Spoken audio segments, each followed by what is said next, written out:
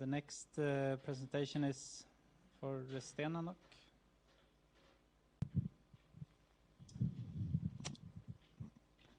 Okay, hello, my name is Yves, for those who don't know me. I'll give you a quick overview of the Restena Noc. I tried to keep in mind as strong as possible the given template. First, the network infrastructure. We have a backbone based on 300 km of dark fibers. We normally use IOU contracts which last for 10 or 15 years. The access links we provide are mostly dark fiber based, and there where no dark fiber is possible, we use managed Ethernet services. We operate 9 optical POPs with multiplexers, mostly passive multiplexers, DWDM, CWDM, and if needed for mostly 10 gig circuits, we use active devices with transponders.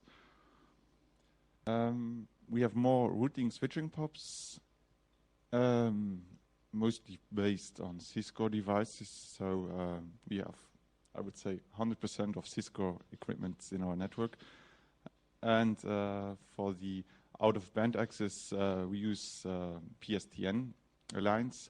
And most POPs have UPS, or all POPs have UPS, and most have cooling systems. Depends on what equipment we deploy in the room. We also do manage the end-site CPEs. It's about 60 end sites we do manage, and there too we use Cisco devices. All in all, we have 3 transit providers. It's a local company called Root, also a content network hoster, and level 3 and down-to-world services. We do peerings at LUKIX, Luxembourgish Commercial Internet Exchange, and EKIX and FranceX. Here, a short overview of the network topology. Well, it's a small network, but we try to be as resilient as possible. So we built a loop in the center and a dark fiber loop to the south, and now we are trying to acquire dark fiber on the north part of the country, with 3 major POPs where we do provide transit access to GIANT or Internet commercial. About the services we are offering, first the access service, IPv4, v6 network access based on dark fiber, or as I said before, managed Ethernet services with various bandwidths. What we do also operate FTTH and DSL access. This is for institutions and for individual users. So they could work at home and being connected to our network. We have eduroam that we are operating, and VPN service for those who are external to the network. For point-to-point circuits, we are using lambdas or VLAN-based circuits. For other services, we do end-site performance and service monitoring for the institutions. We are part of PERTS. We have an NRAN cert team, operational LIR service we are offering for the constituency. Do provide network addresses for sure, and NTP servers. As I said, the management of the CPE device. Another big point is the DNS servers we do operate. So DNS servers, resolvers, including an opt-in choice for DNSSEC for all the hosted zones. We are the registry of the .lu, and same time we offer registrar services to the general public.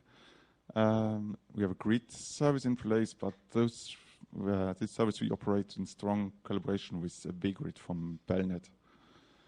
We provide technical support to an internet exchange, the Luxembourg Commercial Internet Exchange, LUKIX.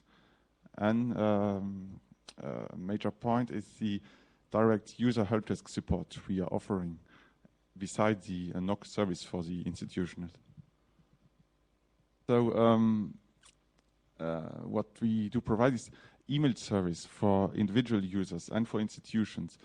That means individual users get value-added account.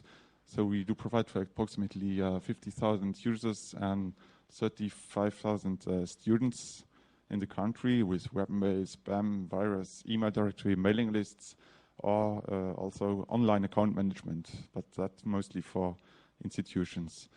Hosting services in our own server room. We do offer a complete hosting service, dedicated virtual servers, or physical servers. And I put some photos on it for the server room we do operate beside, close to our office.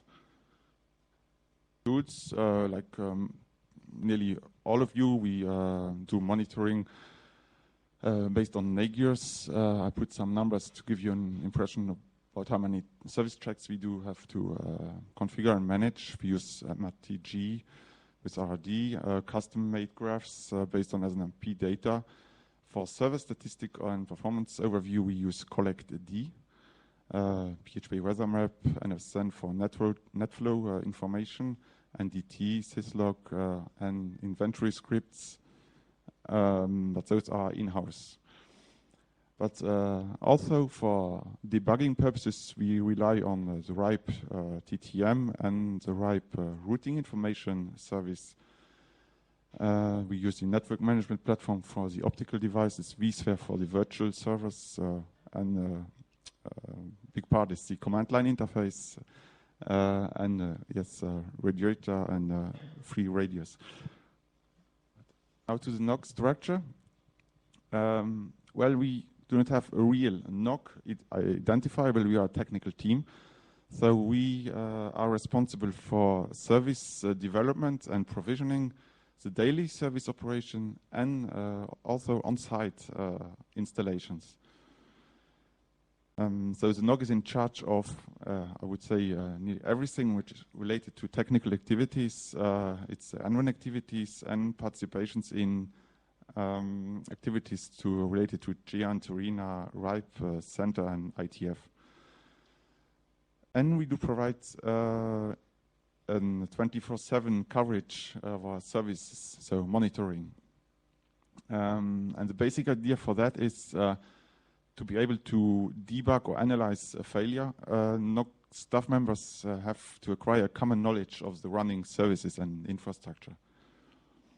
So our NOC is staffed by various technical, I would say, experts who reach, this way, a full service coverage. So we are a technical team staffed by 7 engineers. We have a flat structure. And our office hours in the morning and the afternoon. So, and outside these office hours, there's always one engineer on duty with the weekly rotation. And the notifications about service failures this engineer gets about SMS, short message alerts sent out by the NAGIOS system.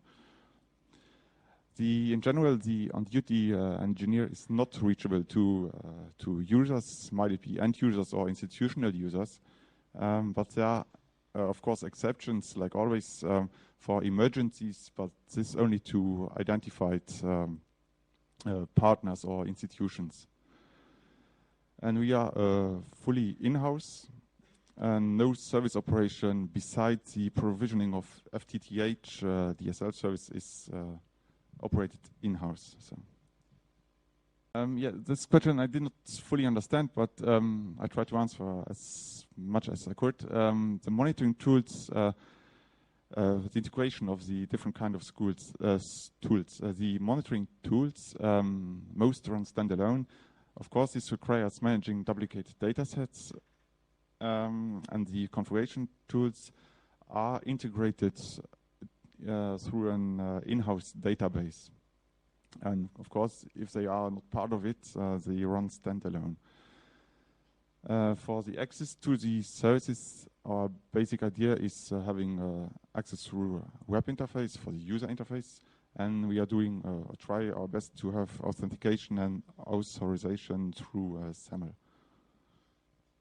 The user community is composed of two parts. So we have institutional users, and we do have individual end users, and that's is about students, professors, teachers, and local staff. And for the individual, those people who also get a remote access at home are teachers and researchers. And to give you an idea about the connected institutions, most of them are primary schools who are either connected via dark fiber directly or via FTTH or DSL access.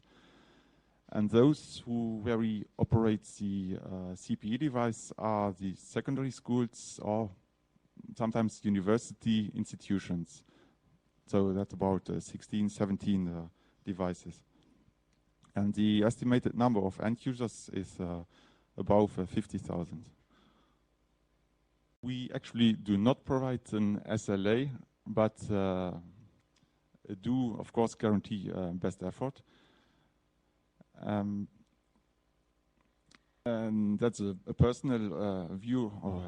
The availability and performance is at the perceived high level, but of course no actual reporting is in place. We only have our own internal statistics. Tools we use for communication. The primary communication is done via support line or help desk, and via dedicated email addresses, where for different purposes we have different email addresses. The phone calls are registered and tracked in an in-house database, and the email handling is done via, okay, you cannot see it anymore, it's done via the OTRS ticketing system. Yes, for inter-NOC communication, it's fairly easy if we are all at home. We are a group of 7 people who work in the same room, and we share an open space office. We have direct face-to-face communications most of the time. So we use instant messenger, Jabber, or communication via email, and sometimes we require our phone to communicate. Yeah. For the communication with the with other organizations, we most of the time rely on the same tools as with user communication, so phone, email, whatever is available. And besides, we have the service monitoring and performance monitoring for the institution in place. So I would also say that as we send out notifications either via SMS or email for the institutions, that's also a mean of communication towards those organizations. And to facilitate inter-NOC communication, well, no institution or customer really has a NOC in place. So we are dealing mostly with institutional technical stuff. And here's the same, the performance monitoring and notification service towards those customers is a tool to communicate, and we use the OTRS or phone to exchange information. Right? For documentation, I think that's a strong point of us because we nearly document every operation. So it includes operational procedures, this service and network or POP setup, our contacts, maintenance contracts, and also technical hints. And I would also say the inventory data, which is collected by in-house scripts. And the tools we are using for this documentation is Rikai, which is also with documents and data is also available offline for the on-duty engineer through simply an iPhone with an app on it where you can copy all the contents on it. And we use documents drawings. And the last question was about the best practice documents. The answer is no, not really. You have no real document to share with the community. So, thank you. Do you have any questions? One question: How do you handle the? You said the offline documentation. Are you using iBook or something like that to generate PDF files? The on-duty engineer has an iPhone, which you can use for communication, but we also have there's an application available, says an app for everything, nearly, where you can just download a copy of a website. So you indicate the URL and the depth of the links you want to follow to copy down, to have a backup of your website. Yeah. If your website, if your wiki goes down, the on-site engineer will have everything downloaded locally on the iPhone anyway. Any other questions? You mentioned that the Nagio sends out the SMS for the outages and stuff. Is that how the on-call engineer, he picks the incident during the out of hours? Goes through the Nagios system to pick up the incident and to look after other service failures, yes. Yeah. And what I didn't mention, we not have only one Nagios system, we have two or let's say 3 Nagios systems in place to be redundant and serve to recover from a service failure of the Nagios system itself. Yes, that was an information was not included in this slide. I saw you in the presentation that you give email services to the end users, to the students, right? So my first question is, are these accounts active even after the students graduate? And the second part of the question is it a service that the universities also provide? I mean, email to the students. Are you complementing universities there? I have to be more precise. For the first part of the question, the account remains active until what was it? Certain stage of the after the student has left school. So I think it's for 5 years. It remains active and then it gets cancelled. But that's one reason. That's the answer to the second question. The accounts for students, it's pupils, so who are in high school. So the university students are not included, and it's provided by the university itself. And the accounts remains active for those 5 following years. So the student may make use of it while being at university. So. Okay, no more questions. Thank you.